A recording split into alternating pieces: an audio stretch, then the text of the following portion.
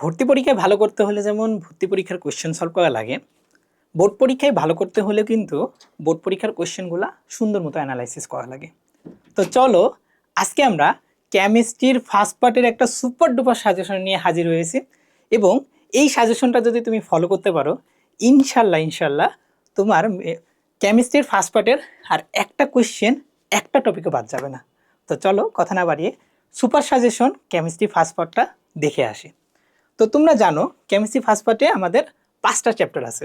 Chapter 1 হচ্ছে ভাইয়া laboratory নিরাপদ ব্যবহার, 2 নাম্বারটা হচ্ছে গুণগত রসায়ন, 3 নাম্বারটা হচ্ছে মৌলের পর্যায়বৃত্ত ধর্ম, 4 হচ্ছে রাসায়নিক পরিবর্তন আর 5 হচ্ছে কর্মমুখী রসায়ন, তাই না? আমাদের মেইন টার্গেট থাকবে ভাইয়া এই 3টা চ্যাপ্টারে। এই 3টা চ্যাপ্টারে মেইন টার্গেট আমরা কেন রাখবো জানো? কারণ এই 3টা চ্যাপ্টারে ম্যাথ আছে। তুমি যদি ম্যাথ অ্যান্সার করতে পারো তাহলে তুমি কিন্তু বেশি বেশি নাম্বার পাবা। এরপরে যদি তুমি এই 3টা চ্যাপ্টার থেকে অ্যান্সার করতে না পারো তখন আমার সাজেশন থাকবে চ্যাপ্টার 5টাকে অ্যান্সার করো, কারণ চ্যাপ্টার 5-এ মোটামুটি অ্যান্সার করার জায়গা থাকে। এবং তাও যদি না পারো একদম লাস্টলি আমি চ্যাপ্টার 1-এরও কিছু সাজেশন দিব যেটা তোমাদের হেল্প করবে। তো চলো আমি এই সাজেশনটা তোমাদের শুরু করি এবং আমি এই পুরা সাজেশনটা আমি নিজে হাতে লিখে তোমাদের জন্য দিয়েছি যাতে কোনো কিছু বাদ না যায়। তো চলো আমরা একে একে শুরু করি। আমরা চ্যাপ্টার 2 দিয়ে শুরু করব। দেখো গুণগত রসায়ন দিয়ে শুরু করতেছি। আমি কয়েকটা টপিক ওয়াইজ তোমাদের জন্য সুন্দর মতো সাজাই দিছি। তুমি যদি এই টপিকগুলোকে ভালো মতো পড়তে পারো তাহলে কিন্তু তোমাদের প্রত্যেকটা কোয়েশ্চেন তুমি কমন পাবা ইনশাল্লাহ। তো দেখো চ্যাপ্টার 2 এর ফার্স্ট যে টপিকটা আমি তোমাদের জন্য রেডি করছি সেটা হচ্ছে ভাইয়া রিডবার্গ ধ্রুবক দিয়ে তরঙ্গ দৈর্ঘ্য রিলেটেড যে কোনো কোয়েশ্চেন। এখন কথা হচ্ছে ভাইয়া রিডবার্গ ধ্রুবক দিয়ে আমাদের যে সূত্রটা আছে আগে আমরা সেটা দেখি। তোমরা জানো নিউ বার বা তরঙ্গ সংখ্যা ইকুয়াল 1/λ, সেটা ইকুয়াল হচ্ছে আর এইচ যেটা হচ্ছে আমাদের Rydberg into 1/n1 square minus 1/n2 square into Z square. এখানে জেড হচ্ছে পারমাণবিক সংখ্যা। এইটা হলো আমাদের একটা সূত্র। আরেকটা সূত্র হচ্ছে ভাইয়া যদি উচ্চ কক্ষপথ থেকে নিম্ন কক্ষপথে আসে শক্তি শোষণ বা বিকিরণ হয় তাহলে ডেলি ইকুয়াল হয় ভাইয়া E2 - E1 equal H new, সেটা হচ্ছে hc/λ। এখন দেখো তো এই ল্যামডা 1/λ কিন্তু আমরা অলরেডি পড়ে আসছি, সেটাকে যদি আমরা আবার এখানে লিখি তাহলে এত বড় একটা সূত্র হয়ে যায়। তাহলে এই দুটা সূত্র তোমাদেরকে জানা লাগবে। এবং আরেকটা জিনিস জানা লাগবে ভাইয়া, এই যে রিডবার্গের কনস্ট্যান্টটা না, এটা হলো 1.096 ইন্টু 10⁻7 মিটার ইনভার্স 1। ওকে, তাহলে তুমি যদি এই দুটা সূত্র জানো তাহলে তুমি কি কি কোয়েশ্চেনের অ্যান্সার করতে পারবা। চলো আমরা এটা দেখে আসি। তো ফার্স্ট অফ অল তোমাকে অনেক সময় বলবে যে এই যে এখান থেকে যে তরঙ্গ সংখ্যা বের হবে বা তরঙ্গ দৈর্ঘ্য বের হবে সেটা ম্যাক্সিমাম কত অথবা মিনিমাম কত। তো এই দুটা যদি চাই মনে রাখবা, ম্যাক্সিমাম যদি বলে তাহলে n2 এর ভ্যালু, n2 মানে হচ্ছে উপরের কক্ষপথ আর n1 মানে নিচের কক্ষপথ, ঠিক আছে? তাহলে n2 এর ভ্যালু হবে ম্যাক্সিমাম, আর যদি শক্তির সংখ্যা মিনিমাম চাই তখন হবে n2 এর ভ্যালু হলো n1 + 1, অর্থাৎ পরবর্তী কক্ষপথ থেকে সে ফিরে আসবে। এইরকম একটা কোয়েশ্চেন হইতে পারে। আর কি কেমন কোয়েশ্চেন হইতে পারে বলতে পারে যে হচ্ছে তোমরা জানো যে n1 এর ভ্যালু কিন্তু 1 2 3 হলে এরা কিন্তু কিছু স্পেসিফিক বৈজ্ঞানিকের নাম অনুসারে শক্তি স্তরের নামগুলা করা হয়। তো ওইগুলোও কিন্তু পরীক্ষাতে আসে। যেমন বলে যে লাইমেন সিরিজের ক্ষেত্রে থার্ড কক্ষপথ থেকে আসলো তাহলে তরঙ্গ সংখ্যা তরঙ্গ দৈর্ঘ্য কত হবে। তো এই জিনিসগুলো কিন্তু তোমরা প্রায় ভুলে যাও। তো এই কোয়েশ্চেনগুলো আসলে তুমি কিভাবে মনে রাখবা, আমি একটা সুন্দর ছন্দ দিয়ে মনে রাখছি। লাইলি বলল প্রেম বোকামির ফসল। এখান থেকে আমরা n1 এর ভ্যালুগুলো মনে রাখতে পারি। দেখো লাইলিতে লাইমেন, বললোতে বামার, প্রেমে হলো প্রাচ্যেন, বোকামিতে ব্রাকেট আর হচ্ছে ভাইয়া ফসলে ফ্রন্ট। তাহলে n1 এর ভ্যালু কত? এখানে লাইলম্যানের ক্ষেত্রে 1, তারপর এটা 2 3 4 5 ক্রমান্বয়ে চলে আসবে। তোমরা যারা n1 এর ভ্যালুটা মনে রাখতে পারতে না কোনটা কার নামে হয়েছে সেটা কিন্তু তোমরা এই ছন্দ দিয়ে মনে রাখতে পারো। এই টাইপের কোশ্চেন একটা আসতে পারে। আর একটা কোশ্চেন আসতে পারে সেটা হচ্ছে ভাইয়া জাল টাকা শনাক্তকরণ, এবং এই জিনিসটা হলো অনেক বেশি ইম্পর্টেন্ট। তাহলে তরঙ্গ দৈর্ঘ্য দিয়ে কিভাবে জাল টাকা শনাক্তকরণ আসতে পারে, দেখো তুমি হচ্ছে ওই সূত্রটা দিয়ে তুমি কিন্তু তরঙ্গ দৈর্ঘ্যের সংখ্যাটা বের করতে পারো, তাই না? আর তুমি জানো জাল টাকাকে শনাক্ত করতে আমাদের ইউভি রে লাগে। ইউভি রে তরঙ্গ দৈর্ঘ্য কত? 10 থেকে 380 ন্যানোমিটার। তাহলে তুমি ওই সূত্রটা দিয়ে যে তরঙ্গ দৈর্ঘ্য বের হবে সেটা যদি এই রেঞ্জে থাকে তাহলে তুমি ওই যে যে মানে আলোটা ইউজ করছো সেটা দিয়ে তুমি জাল টাকাকে শনাক্ত করতে পারবা। তাহলে কিন্তু আমরা এই যে 1 নম্বর টপিক অর্থাৎ রিডবার্গের ধ্রুবক দিয়ে কি কি কোয়েশ্চেন আসতে পারে তোমাদের বোর্ড পরীক্ষায় সবগুলা কিন্তু আমি দেখে ফেললাম। ওকে, এটা কিন্তু এমসিকিউ সিকিউ দুটার জন্যই দরকারি। চলো আমরা 2 নম্বর টপিকে চলে আসি, সেটা হচ্ছে দ্রাব্যতা রিলেটেড। তোমাদের চ্যাপ্টার 2 থেকে যদি কোশ্চেন আসে এবং যদি ম্যাথ আসে, হয় রিডবাক থেকে আসবে, না হলে দ্রাব্যতা থেকে আসবে। তো দেখো, দ্রাব্যতা মানে কি? সলিউবিলিটি প্রোডাক্ট, তাই না? তাহলে আমাদেরকে কিন্তু এই কেএসপিটা প্রথমে বার করতে হয়। তা আমি তোমাদেরকে একটা এক্সাম্পল দিয়ে একটা কেএসপি বের করে দিছি। দেখো, অ্যালুমিনিয়াম সালফেটের বের করা হয়েছে। আমি জানি তোমরা এখন সব ক্লিয়ার, তাও তোমাদের জন্য আমি বের করে দিছি। খেয়াল করে দেখো, এই যে বের হলো অ্যালুমিনিয়াম সালফেটের যে দ্রাব্যটা 104 ইন্টু 10⁻⁵, এটাকে চাইলে আমরা একটা শর্টকাট দিয়ে মনে রাখতে পারি। কি শর্টকাট? এন এর উপরে এন ইন্টু এম এর উপরে এম ইন্টু S⁻n+m। এই যে দেখো, 2 এর উপরে 2, 3 এর উপরে 3, এবং তারপরে 2 আর 3 এর যোগফল হলো 5। ক্যালকুলেটর করো, তাহলে হয়ে যাবে। তাহলে এইটা কিন্তু অ্যাট এ টাইম তোমাদের এমসিকিউ এর জন্য লাগবে এই শর্টকাটটা, আর এই ফরম্যাটটা তোমার সিকিউ এর জন্য লাগবে। ঠিক আছে, এটা হচ্ছে গিয়ে 1 নাম্বার, যেটা হলো কেএসপি থেকে আসতেই পারে, দ্রাব্যতা থেকে। এরপরে হচ্ছে ভাইয়া, যে জিনিসটা পরবর্তীতে লাগে এবং সবচেয়ে বেশি লাগে, সেটা হচ্ছে গ নাম্বারে হয়তো বলে যে কেএসপি বের করো, ঘ নাম্বারে বলে কেএসপির সাথে কেআইপি তুলনা করো। এখন হচ্ছে কেএসপি তো ভাইয়া দ্রাব্যতা, কেআইপিটা কি? আয়নিক প্রোডাক্ট বা আয়নিক গুণফল। এখন এই তিনটার ভিতরে কম্পেয়ার করতে হয়। দেখো তো, যদি কেএসপি বেশি হয় কেআইপি এর তুলনায়, মানে আমরা বের করবো কেআইপি, এরপরে তুলনা করে দেখবো, যদি কেএসপি বেশি হয় তাহলে আমরা বলবো হলো এটা অসম্পৃক্ত দ্রবণ, মানে অধক্ষেপ পড়বে না। ওকে, যদি দুটাই সমান হয়ে যায় তাহলে আমরা সেটাকে বলবো সম্পৃক্ত দ্রবণ। আর যদি কেআইপি বেশি হয় তাহলে হবে ভাইয়া অতিপৃক্ত দ্রবণ, এটার অপর নাম হচ্ছে ভাইয়া অধক্ষেপ পড়বে। বুঝছো? এবং এই 3 নাম্বার পয়েন্টটা আমাদের জন্য বেশি ইম্পর্টেন্ট, অর্থাৎ অধক্ষেপ কিন্তু ম্যাক্সিমাম ক্ষেত্রেই পড়ে। ওকে, এখন আমরা ভাইয়া কেআইপিটা কেমনে বের করব? কেআইপি বের করার জন্য আমরা এই সূত্রটাকে ইউজ করি, অর্থাৎ H1 into V1 plus H2 into V2 equal হলো S into V1 plus V2। এটা তোমরা জানো। এখান থেকে আমরা S বের করি। তারপরে হচ্ছে, যেমন আমি একটা এক্সাম্পল দিছি, অ্যালুমিনিয়াম ক্লোরাইড আর সিলভার নাইট্রেট থেকে যখন আমি অ্যালুমিনিয়াম নাইট্রেট তৈরি করব, তখন এই অ্যালুমিনিয়ামের যখন ঘনমাত্রা বের করব, এটা দ্রবণ আর এটার ঘনমাত্রা থেকেই আসবে, আর নাইট্রেটেরটা এখান থেকে আসবে। এরপরে যে দুইটার ঘনমাত্রা বের হবে, সেটাকে গুণ করে দিলে আমাদের কেআইপি বের হবে। এরপরে আমরা কি করি? দুইটাকে তুলনা করি। তো তোমার এইরকম টাইপের কোনো কোশ্চেন আসলো, হ্যাঁ, আর তুমি যদি অ্যান্সারটা না জানো, তুমি কিন্তু ভেরিয়েবলি বলেই দিতে পারো ভাইয়া এটা হবে। বুঝছো? ম্যাক্সিমাম ক্ষেত্রে এইটাই হয়, এবং এইটা হবে মানে অধক্ষেপ পড়বে। তো তুমি কিছুই জানো না, হয়তো মিলতেছে না, তুমি কি করবা? লাস্ট অপশন হিসেবে কি করবা? অধক্ষেপ পড়বে লিখে দিয়ে আসবা, দেখবা নাম্বার হয়ে গেছে, সঠিক হয়ে গেছে। তাহলে আমরা কিন্তু চ্যাপ্টার 2 এর দুইটা ইম্পর্টেন্ট টপিক নিয়ে আলোচনা করলাম।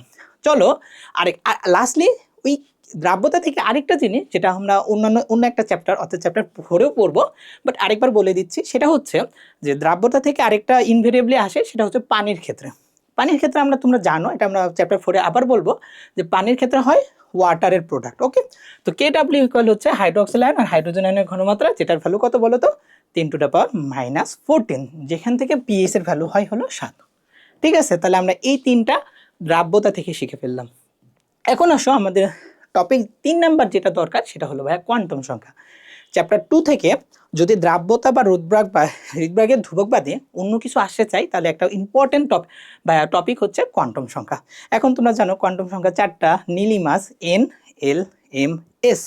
এখন তোমরা জানো N এর ভ্যালু 1 থেকে শুরু হয়, L এর ভ্যালু n-1 অর্থাৎ 0 থেকে শুরু হয়, আর M এর ভ্যালু হচ্ছে L +-1 থেকে 0 পর্যন্ত, আর S এর ভ্যালুটা কনস্ট্যান্ট +-1/2 অলওয়েজ। এখন তুমি জানো এইভাবে পরীক্ষাতে মানে লেখা লাগে যে n এর value K, L, M, N হলে 1 2 3, আর যখন n এর ভ্যালু 1, S এর ভ্যালু কত? 0, তারপরে কি 1 2 3, এখান থেকে কত হবে? ওই যে লিখে দিবা 0, 1 থেকে +-1 থেকে 0, +-2 থেকে 0, +-3 থেকে 0। তাহলে দেখো আমরা কিন্তু কোয়ান্টাম সংখ্যাটাও দেখে ফেললাম, এবং এখান থেকে কিন্তু অ্যাট এ টাইম MCQ এবং CQ দুইটাই চাই। এবং তোমাকে যদি কোয়ান্টাম সংখ্যার হিসাব বের করতে বলে, তুমি এইভাবে যদি হিসাবটা দেখাই দাও, তাতে কিন্তু ইনশাল্লাহ ফুল মার্ক পেয়ে যাবে। এটা বেসিক্যালি গ নাম্বারের জন্য লাগে। ওকে, তাহলে আমরা 3টা টপিক পড়ে ফেললাম। এখন 4 নাম্বার টপিকে আসো, সেটা হচ্ছে আয়ন শনাক্তকরণ। স্যার ম্যামদের রিডবার্গ ধ্রুবক, দ্রাব্যতা পছন্দ হলো না, বা হচ্ছে কোয়ান্টাম সংখ্যা পছন্দ হলো না, তখন কি করবে? একটা আয়ন দিয়ে বলবে আয়নটাকে শনাক্ত করে দেখাও। তো দেখো, আমরা আয়নটাকে দুইটা ভাগে ভাগ করি, একটা হলো ক্যাটায়ন, আরেকটা হলো অ্যানায়ন। আমাদের বইতে ভাই অনেকগুলো আছে, তুমি চাইলে তোমাদের যদি দরকার হয় আমি কিন্তু আয়ন নিয়ে কিন্তু একটা আলাদা ক্লাস করে দিতে পারবো। মানে এত বড় টপিক, আমি তো এখানে আমি তোমাদেরকে একটা সাজেশন হিসেবে দিছি, তো আমি জাস্ট ইম্পর্টেন্টগুলো তোমাদেরকে বলে দিচ্ছি। ওকে, তো দেখো, যদি ক্যাটায়ন মানে শনাক্ত করতে বলে মোস্ট ভেরিয়েবলি যেটা আসে সেটা হচ্ছে ভাই অ্যামোনিয়া। ওকে, এই অ্যামোনিয়াম আয়নের একটা মানে পরীক্ষার নামকরণ একটা স্পেশাল নাম আছে, সেটা কি বলতো, সেটা হচ্ছে ভাই ন্যাসলার দ্রবণ। তাহলে ন্যাসলার দ্রবণ টেস্ট এটা কিন্তু খুবই ইম্পর্টেন্ট, বা অ্যামোনিয়া আয়ন শনাক্তকরণ, ঠিক আছে না? আমরা পটাশিয়াম টেট্রাহাইড্রো মার্কিউরেট দিয়ে করি এটা। এরপরে তোমার আরও ইম্পর্টেন্ট যদি বলি, আয়রন 2+ বা 3+-এর যে পার্থক্য সেটা আয়ন শনাক্তকরণ দিয়ে আমরা 2 থেকে 3টা পরীক্ষা দিয়ে এটা করতে পারি। আর তার সাথে আমাদের আরও ইম্পর্টেন্ট হচ্ছে ভাই এই অ্যালুমিনিয়াম, জিঙ্ক এবং ক্যালসিয়াম, কারণ এই তিনটাই হলো সাদা অদক্ষেপ দেয়। তাহলে কোন সাদা কেমন হয়, কোনোটা জেলির মতো হয়, কোনোটা অদক্ষেপ পড়ে, কোনোটা গুঁড়া হয়ে যায়, এই জিনিসগুলো কিন্তু ইম্পর্টেন্ট। তাহলে তোমরা ক্যাটায়নের জন্য যদি কিছুই না পড়ো অ্যাটলিস্ট এইগুলা পড়বা। ওকে, আর অ্যামোনিয়া আয়ন পরীক্ষাতে উল্লেখ না করে ন্যাসলারও বলতে পারে, এটা কিন্তু খুবই ইম্পর্টেন্ট, বুঝতে পারছো? আচ্ছা, আর যদি অ্যানায়ন বলে তাহলে তিনটাই পড়বা, সালফেট, নাইট্রেট আর কি ক্লোরাইড। তাহলে তোমরা কিন্তু ক্যাটায়ন বা অ্যানায়ন অনেকগুলো আছে, ওগুলা এমসিকিউ এর জন্য লাগে, বাট সিকিউ এর জন্য অ্যাটলিস্ট ভাইয়া এইগুলা কিন্তু পড়তেই হবে। ওকে, তাহলে আমরা কিন্তু আয়ন শনাক্তকরণ দেখে ফেললাম। চলো এই চ্যাপ্টারের আমরা লাস্ট যে জিনিসটা দেখব সেটা হচ্ছে ভাইয়া, একটা টিচারের রিডবার্গ পছন্দ হইলো না, দ্রাব্যতা পছন্দ হইলো না, আয়ন শনাক্তকরণ পছন্দ হইলো না, তখন তিনি কি করবেন? তখন তিনি এরকম সূত্র রিলেটেড কিছু কোয়েশ্চেন দিয়ে দিবে। এখানে 3টা সূত্র আছে, তুমি যদি এই 3টা সূত্র পারো তাহলেই হবে। দেখো যে তোমাকে কি বলবে, চতুর্থ শক্তি স্তর অর্থাৎ এনতম কক্ষপথের ব্যাসার্ধ কত, অথবা ওই কক্ষপথের গতিবেগ কত, অথবা ওই কক্ষপথের শক্তি কত, এই 3টার যে কোনো একটা দিবে। তো এখানে বড় বড় অনেক সূত্র আছে, আমি বলবো তোমরা এটা বোর্ড পরীক্ষার জন্য মুখস্থ করতে পারো, অথবা তোমার যদি Rn এর ভ্যালু বের করতে বলে অর্থাৎ এনতম কক্ষপথের ব্যাসার্ধ, তাহলে তুমি এই সূত্রটা ইউজ করতে পারো, যেখানে তোমার প্রথম কক্ষপথের ব্যাসার্ধতা জানা লাগবে। আমরা জানি যে হাইড্রোজেনের ক্ষেত্রে প্রথম কক্ষপথের ব্যাসার্ধ কত, 5.292 × 10⁻11, তার সাথে n² ডিভাইডেড বাই জেড, যেটা হলো কি পারমাণবিক সংখ্যা। তাহলে কিন্তু তুমি বের করে ফেলতে পারবা। আর না হলে তোমাকে এই বড় সূত্রটা একটু কষ্ট করে মনে রাখতে হবে, এটা কিন্তু পরীক্ষাতে আসে, বুঝছো? এরপরে দেখো এনতম কক্ষপথের গতিবেগ, যদি তোমার n1 এর ভ্যালু v1 এর গতিবেগটা জানা থাকে, তাহলে তোমাকে এই এত বড় সূত্র মুখস্থ করতে হবে না, আর না হলে মুখস্থ একটু কষ্ট করে করতে হবে। আর যদি তুমি v1টা জানো, তাকে n/z দিয়ে ভাগ দাও, তাহলে সেই nতম কক্ষপথে তুমি গতিবেগটা পাবা। একইভাবে যদি তোমাকে শক্তি বের করতে বলে, তাহলে তুমি কি করবা, যে শক্তি বের করতে বললে 2.18 × 10⁻18 জুল ইন্টু z²/n², এটা দিয়েও তুমি কিন্তু বের করতে পারবা। এখানে এককটা কি হবে তখন, এর এককটা হবে ভাইয়া জুলে, এককটা কি হবে জুলে। আর যদি তুমি 13/12 ইউজ করো, তাহলে এককটা হবে ভাইয়া কিলো জুল পার মোলে। এই জিনিসটা একটু মাথায় রাখো, এইগুলা কিন্তু ভুল করে। ওকে, তাহলে আমি এই পুরা সেকেন্ড চ্যাপ্টারে মাত্র 5টা টপিক বললাম, রিডবার্গ রিলেটেড, এরপরে দ্রাব্যটা বললাম, আয়ন শনাক্তকরণ বললাম, এই সূত্রটা বললাম, কোয়ান্টাম সংখ্যা বলছি। তুমি এই 5টা টপিক যদি ক্লিয়ার থাকে, তোমার সেকেন্ড চ্যাপ্টার থেকে এর বাইরে একটা বোর্ড কোয়েশ্চেন ইনশাল্লাহ আসবে না। এগুলোই কিন্তু ঘুরাই ফিরাই দেয়, তাহলে এগুলো কিন্তু ভালো করে পড়তে হবে। তো চলো আমরা সেকেন্ড চ্যাপ্টারটা শেষ করলাম, মোটামুটি একটা বা দুইটা সিকিউ আমি হচ্ছে কমন পেয়ে গেছি। এখন আসলে আমরা চ্যাপ্টার 3-তে চলে আসি। ওকে, চ্যাপ্টার 3টা হচ্ছে মৌলের পর্যায়বৃত্ত ধর্ম। তো চলো চ্যাপ্টার 3-তে কিন্তু অনেক বড়, আমরা কিন্তু এত কিছু তোমাদেরকে সাজেশন তো দিতে পারি না, শর্টকাট করে যেইগুলো অবশ্যই লাগবে না পড়লেই না, সে কয়টা টপিক তোমাদেরকে বলে দিচ্ছি। চ্যাপ্টার 3 থেকে প্রথম যে টপিকটা তুমি পড়বা সেটা হলো ভাইয়া সংকরায়ন। এটা ভাইয়া কি বলবো, বোর্ড, অ্যাডমিশন, সিকিউ, এমসিকিউ সব জায়গায় লাগবে। সংকরায়নের যে সূত্র সেটা হচ্ছে ভাইয়া কেন্দ্রীয় পরমাণু যোজ্যতা ইলেকট্রন প্লাস একযোজী পরমাণু minus cation plus anion divided by 2।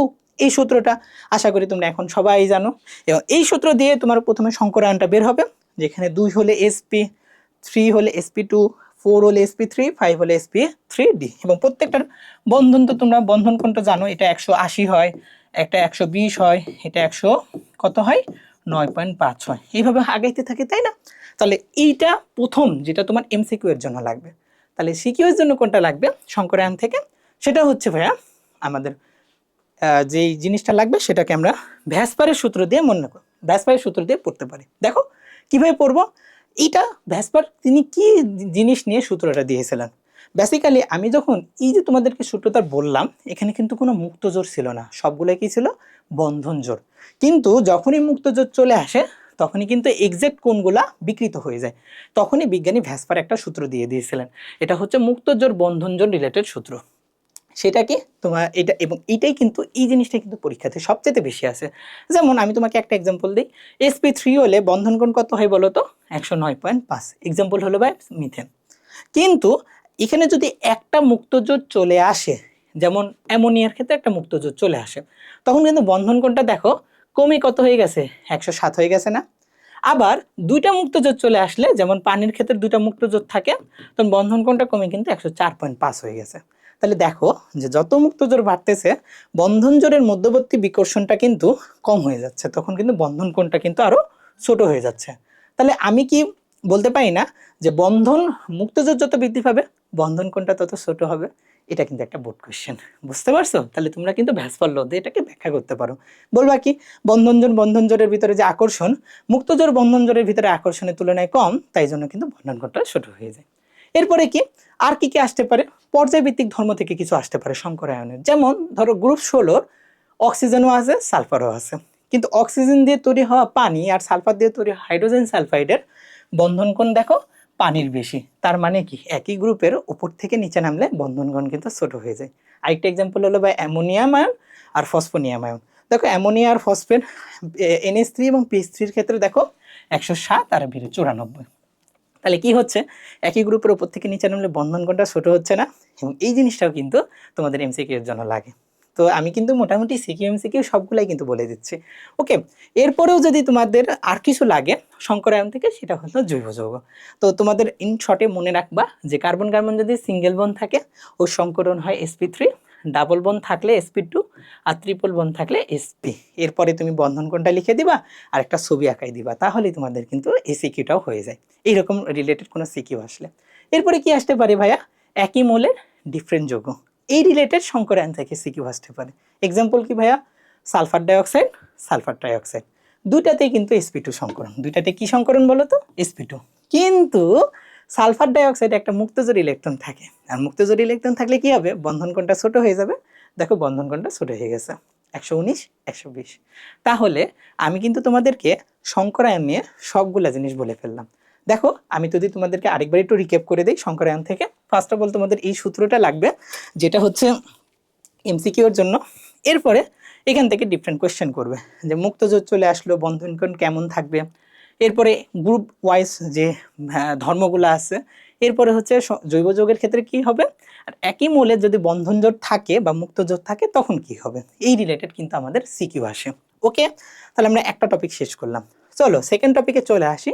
এটা অ্যাট এ টাইম MCQ এবং সিকিউ সব জায়গায় লাগে, ফাজানের ল।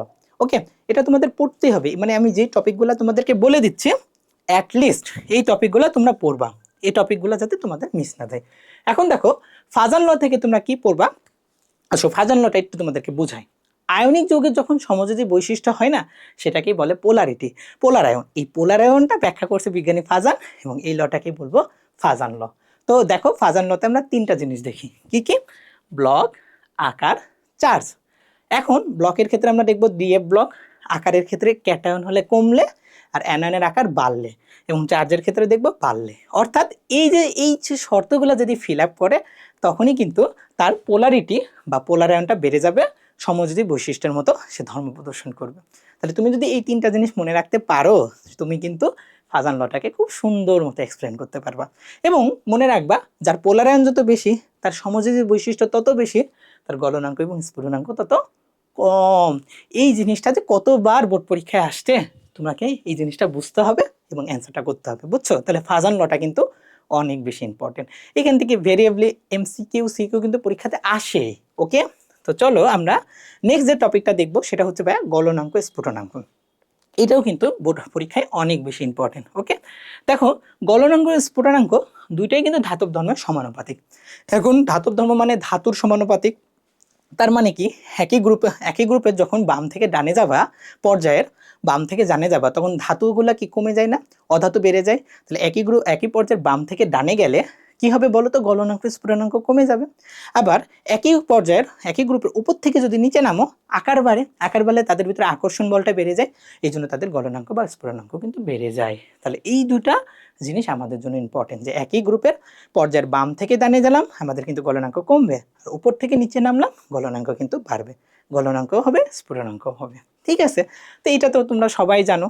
আমার জন্য কি দরকার জানো, প্রত্যেকটাতে আমাদের কিছু এক্সেপশন থাকে। যেমন ধরো এই গলনাঙ্কের ক্ষেত্রে এক্সেপশন বা স্পেশাল কেসটা কি, ডি ব্লক মৌল। ওকে, এই জিনিসটা আসলে না সব কিছু কিন্তু মানে না, তখন আমরা কি দেখবো, দেখবো হলো মুক্তজোর। যেমন আমি যদি তোমাকে বলি নিকেল আর জিঙ্ক, বলো তো কার মুক্তজোর বেশি, নিকেলের। তাহলে যার মুক্তজোর বেশি তার গলনাঙ্ক বেশি, তাহলে গলনাঙ্ক কার বেশি হবে, নিকেলে বেশি হবে। এই একটা জিনিস ইম্পর্টেন্ট। আবার স্ফুটনাঙ্কের ক্ষেত্রে আমরা যেই জিনিসটা খুবই বেশি দেখি সেটা হচ্ছে ভাইয়া হাইড্রোজেন বন্ধন, আরেকটা হলো সমযোজী বন্ধন। যদি কোনো কারণে হাইড্রোজেন বন্ধন থাকে অথবা সমযোজী বন্ধন থাকে, তার গলনাঙ্ক কিন্তু বেড়ে যায়।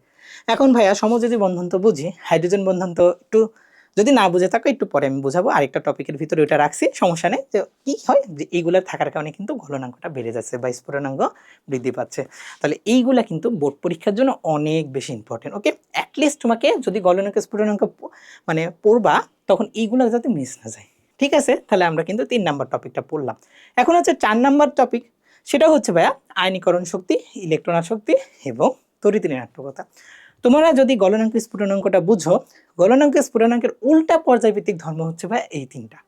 ওকে, অর্থাৎ একই গ্রুপের বাম থেকে ডানে গেলে বাড়ে, উপর থেকে নিচে নামলে কমে। জাস্ট গলনাঙ্ক স্ফুটনাঙ্কের কি হবে, বিপরীত হবে। এখন এদের ক্ষেত্রে একটু স্পেশাল কেস আছে, সেই স্পেশাল কেসগুলো জানতে হবে, কারণ এই যে আমি তোমাকে যেটা বললাম সেটা নর্মাল কেস। আচ্ছা, এক্সপ্লেনেশন তো অনেক বেশি হয় আমার, আমি কিন্তু সেইগুলোতে যাচ্ছি না, আমি তোমাদেরকে এখানে বলে দিচ্ছি যে কি কি জিনিস তোমাকে পড়তে হবে। ওকে, তো দেখো আয়নীকরণ থেকে কিছু এক্সেপশন আছে। তোমাকে কি বললাম যে একই গ্রুপের বাম থেকে ডানে গেলে বাড়ে, তাই না?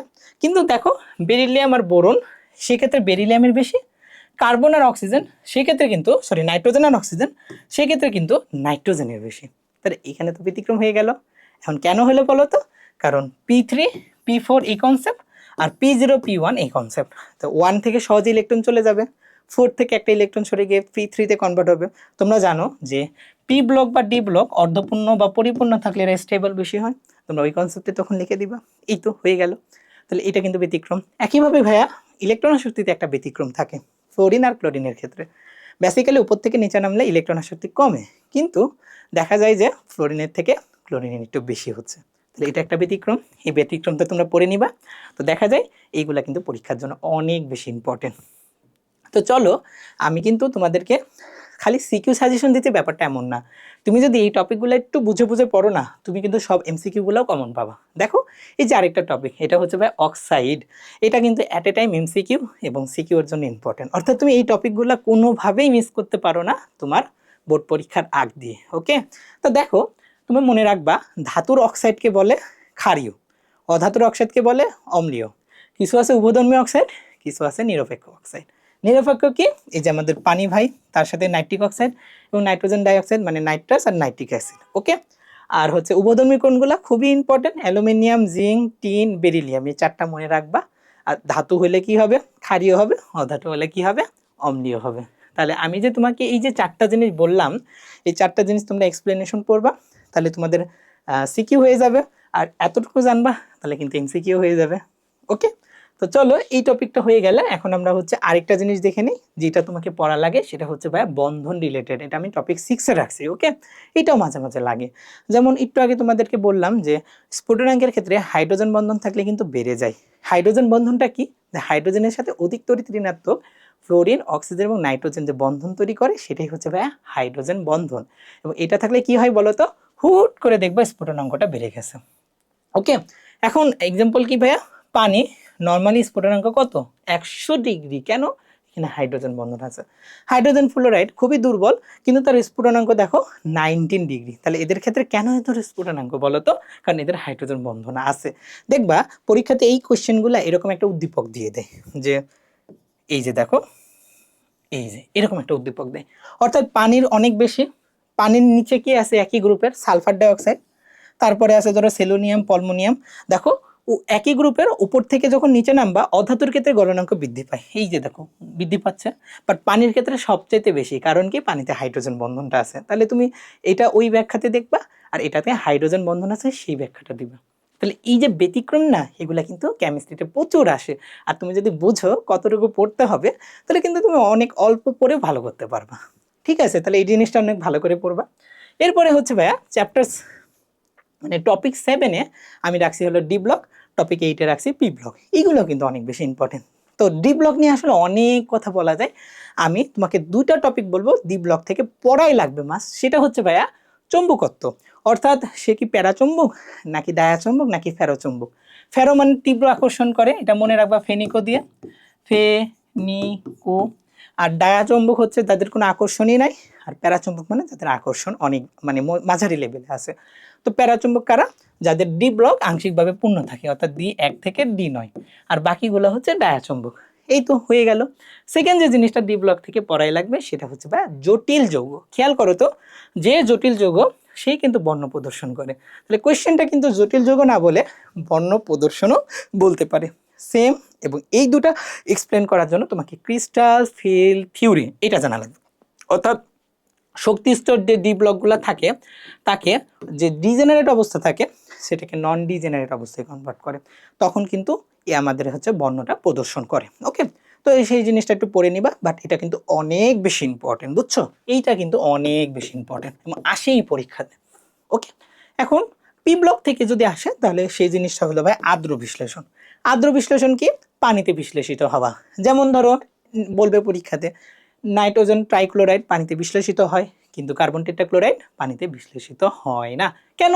তখন তুমি বলবা ভাইয়া নাইট্রোজেনে মুক্তজোর ইলেকট্রন আসে, বাট কার্বন অষ্টক পূর্ণ হয়ে গেছে, নাইট্রোজেনে কিন্তু পূর্ণ হয় নাই, তাহলে নাইট্রোজেন পারবে।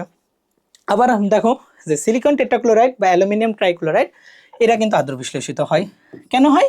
কারণ এদের আবার ডি ব্লক আছে, ফাঁকা ডি অরবিটাল থাকে, কারণ এরা তৃতীয় পর্যায়ের গ্রুপ মৌল, আর তৃতীয় পর্যায়ের মৌলের ক্ষেত্রে ফাঁকা ডি ব্লক থাকে, তো এরা কিন্তু আদ্র বিশ্লেষিত হবে। তাহলে এই কোয়েশ্চেনগুলো কিন্তু ইনভেরিয়েবলি পরীক্ষাতে আসে। ওকে, তাহলে তোমরা কিন্তু এই পি আর ডি ব্লক থেকে কিছু পড়ো আর না পড়ো, বোর্ড পরীক্ষার সিকিউ এর জন্য অ্যাটলিস্ট এই টপিকগুলো পড়তে হবে। ওকে, এখন আসো আমাদেরকে, আমরা হচ্ছে চ্যাপ্টার 8-এ ফোরে চলে আসি। দেখো চ্যাপ্টার 4 থেকে তোমাদের যেই টপিকটা সবার আগে পড়া লাগবে ভাই সেটা হচ্ছে ভাই কেপি কেসি। ওকে, এইটা না পড়ে পরীক্ষার হলে যাওয়াই যাবে না। হ্যাঁ, এখন যদি তোমার বেসিকে সমস্যা থাকে তাহলে এইটা নিয়ে তুমি আগে বেসিকটা ক্লিয়ার করো, বাট এইটা যদি তুমি অ্যান্সার করতে পারো ফুল মার্কস পাবো একদম। দেখো কেপি মানে কি, পার্শিয়াল প্রেশার, আর কেসি মানে হচ্ছে ভাই ঘনমাত্রা।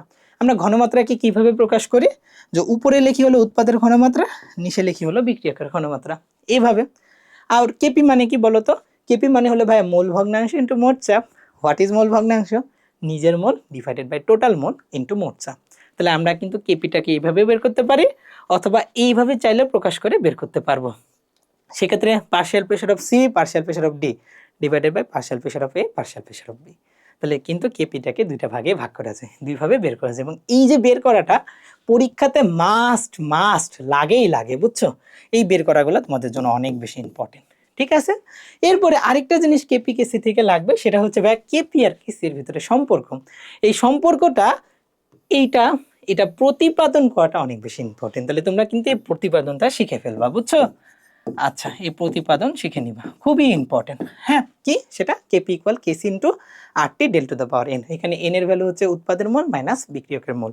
তাহলে এইটা হচ্ছে এমসিকিউ এর জন্য ইম্পর্টেন্ট, আর প্রতিপাদনটা ভাইয়া সিকিউ এর জন্য ইম্পর্টেন্ট। তাহলে কিন্তু আমি তোমাকে প্যারালালি এমসিকিউ এবং সিকিউ দুইটা সম্পর্কে খুব ক্লিয়ার একটা আইডিয়া দিয়ে দিচ্ছি। ঠিক আছে, তাহলে চলো আমরা চ্যাপ্টার 4-এর সেকেন্ড যে টপিকটা আমাদের লাগবে ভাইয়া সেটা হলো পিএইচ, এবং এই পিএইচটা at a time MCQ CQ board পরীক্ষা মেডিকেল ভর্তি পরীক্ষা যতগুলো অ্যাডমিশন আছে সবগুলোর জন্য ভাই ইনভেরিয়েবলি ইম্পর্টেন্ট। ওকে, এই পিএইচসিকে তোমাকে যে জিনিসগুলো জানতেই হবে সেটা হলো তাদের দুইটার যোগফল হলো 14, অর্থাৎ পিএইচ এবং পিওএইচ এর যোগফল কত বলো তো? 14। এরপর জানতে হবে ভাইয়া পিএইচ মানে হচ্ছে মাইনাস লগ অফ হাইড্রোজেন আয়নের কনসেন্ট্রেশন, আর পিওএইচ হলো ভাইয়া মাইনাস লগ অফ হাইড্রোক্সিল আয়নের কনসেন্ট্রেশন।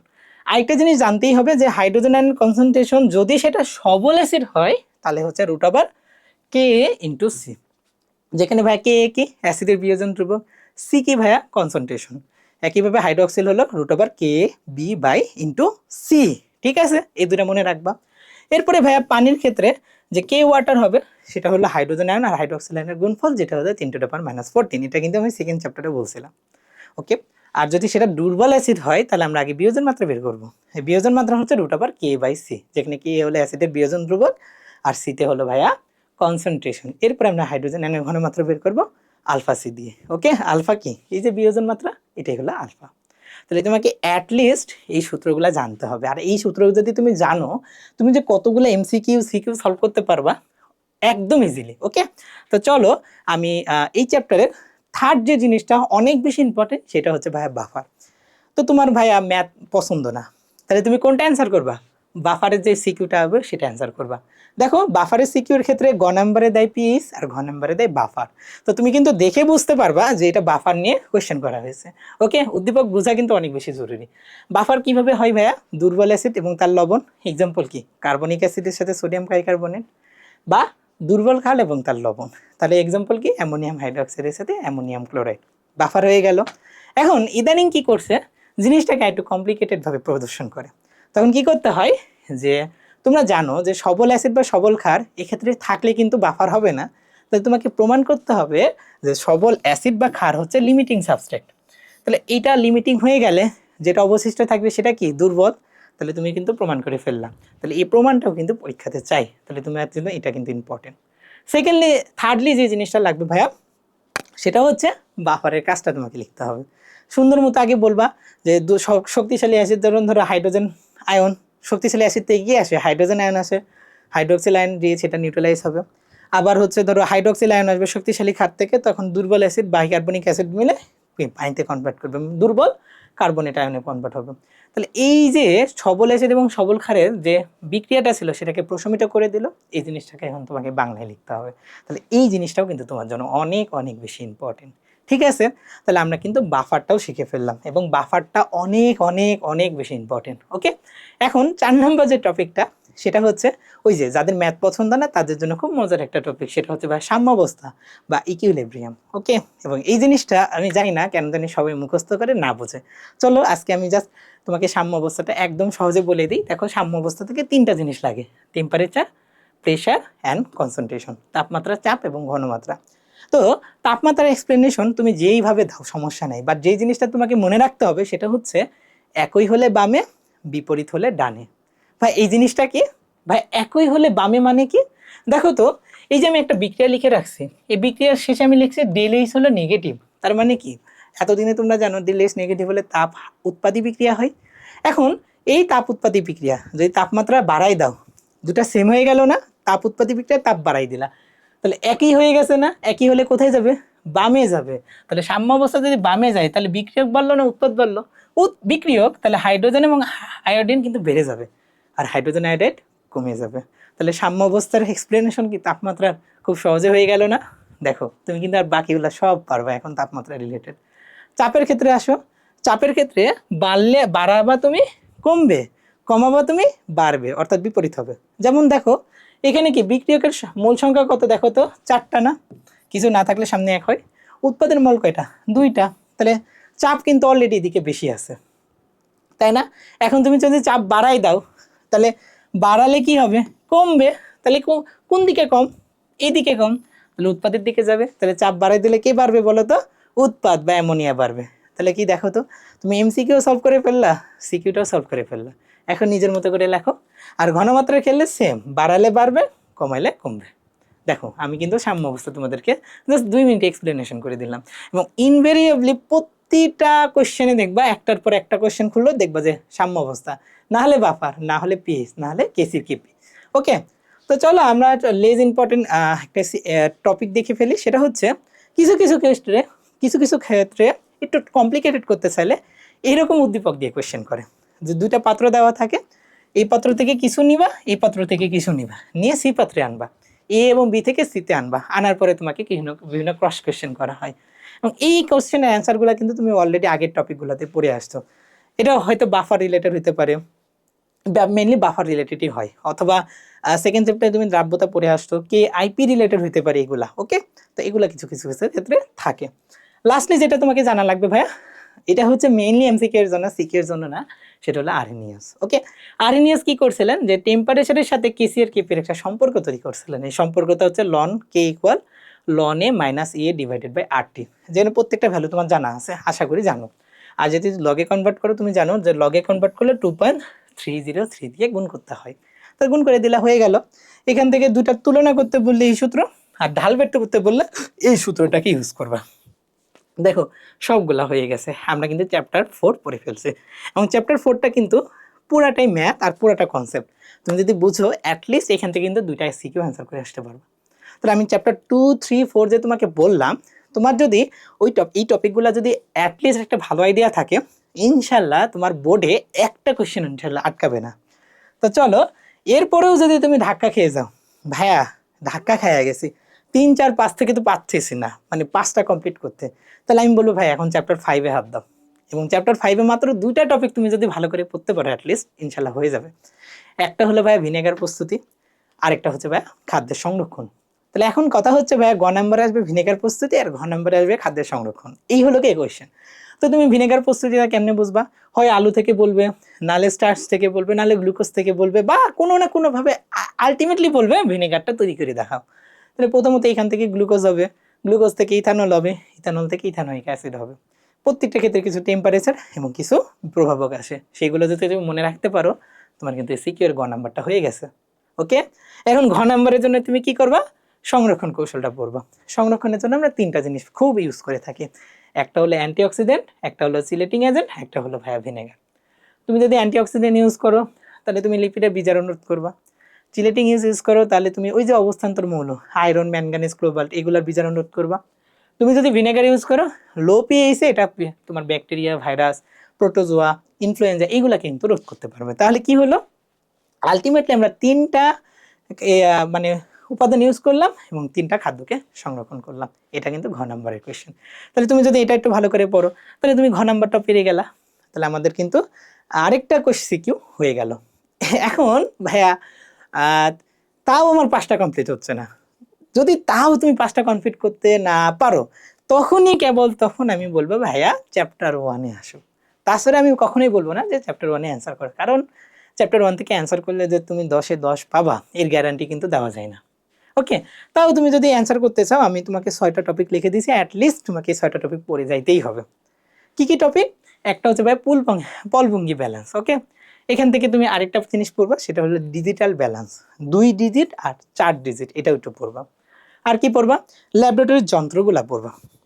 ওই যে অনেকগুলা যন্ত্র আছে না, ওই যন্ত্রগুলা পড়তে হবে। যেমন বিকার আছে, ফানেল আছে, তারপরে মেজারিং সিলিন্ডার আছে, তারপরে হচ্ছে কি আছে, টাইট্রেশন করার জন্য আমরা যে ইউনিটসগুলো ইউজ করে থাকি, টেস্ট টিউব আছে, সেগুলো তোমরা পড়বা। স্বাস্থ্যযোগে অনেকগুলো সাইন আছে না, হ্যাজার্ড সিম্বল 13টা আছে। তার ভিতরে কিছু কিছু যেমন দাহ্য, উত্তেজক, পরিবেশের জন্য ক্ষতিকর, অ্যাসিড, ক্ষার, অ্যাটলিস্ট এইগুলো কিন্তু ভালো করে পড়তেই হবে। হ্যাঁ, সংরক্ষণ কৌশল, এখন তোমাকে অ্যাসিড দিছে বা ক্ষার দিছে বা দাহ্য পদার্থ দিছে, সেগুলোকে সংরক্ষণ করতে হবে না, সংরক্ষণ কৌশলটা পড়বা। এরপর হচ্ছে ভাই প্রমাণযোগ্য, হোয়াট ইজ প্রমাণযোগ্য, যার ঘনমাত্রা আমরা জানি সেটা হলো প্রমাণযোগ্য, সেটা একটু পড়বা। লাস্টে হচ্ছে ভাইয়া পরিষ্কার কৌশল, এই জিনিসটাও কিন্তু ভালো মতো পড়তে হবে। অর্থাৎ তোমাকে জানতে হবে কিভাবে পরিষ্কার করতে হয়। আমরা মেনলি ডিটারজেন্ট ডোকন 90 দিয়ে পরিষ্কার করি, বা বিভিন্ন উপাদান দিয়ে কিন্তু পরিষ্কার করা যায়। 3টা পরিষ্কারের কৌশল আছে, সেটাও কিন্তু দেখে নিবা। তাহলে আমি তোমাদের জন্য একদম নিজের থেকে বানাই মানে কোশ্চেন ব্যাংক ঘেটে ঘেটে কোনো টপিক যাতে বাদ না যায়, এই জন্য নিজে লিখে এই সাজেশনটা তৈরি করছি, যাতে তোমাদের কনফিডেন্টটা বুস্ট আপ হয়, কোনো কিছু বাকি না থাকে। তো এখন তোমাদের কাজটা কি আসলে? আমি তো তোমাদেরকে খালি বলে দিলাম যে এই টপিকগুলো ইম্পর্টেন্ট। তাহলে যখন তুমি বুঝতেই পারছো যে এই টপিকগুলো থেকে সিকিউ আসবে, তাহলে তোমাকে এখন থেকেই জিনিসগুলোকে গুছাই রাখতে হবে। তুমি যদি এই যে টপিক, দেখো আমি প্রত্যেকটা চ্যাপ্টার থেকে 5টা থেকে 6টা করে অ্যাভারেজের টপিক সিলেক্ট করে দিয়েছি না, তুমি এই টপিকগুলো একটু ভালো করে পড়ো, দেখবা এইগুলো থেকে বোর্ডে কোয়েশ্চেন আসছে। এবং এই টপিকগুলো যদি তুমি ভালো করে পড়তে পারো, তোমার 60 to 80% এমসিকিউ হয়ে যাবে, বুঝছো? তাহলে আমি কনফিডেন্টলি বলতে পারি যে তুমি যদি এই টপিকগুলো ভালো করে পড়ো, ইনশাল্লাহ তোমাদের সিকিউতে আর কোনোই প্রবলেম থাকবে না। 8টাতে ইনশাল্লাহ 8টাই কমন পাবা, হয়তো একটার গ বা ঘ একটু আনকমন হইতেই পারে, একটু তো নতুনত্ব থাকতেই পারে, তবে ইনশাল্লাহ এগুলো পড়তে পারলেই তোমাদের সব হয়ে যাবে। তো ধন্যবাদ জানাই সবাইকে। আর আমার পরিচয়টা হচ্ছে, আমি মোহাম্মদ মঈনুদ্দিন রিয়াদ, পড়াশোনা করতেছি ঢাকা মেডিকেল কলেজ 3rd ইয়ারে। তো ধন্যবাদ সবাইকে, আসসালামু আলাইকুম ওয়া রাহমাতুল্লাহ।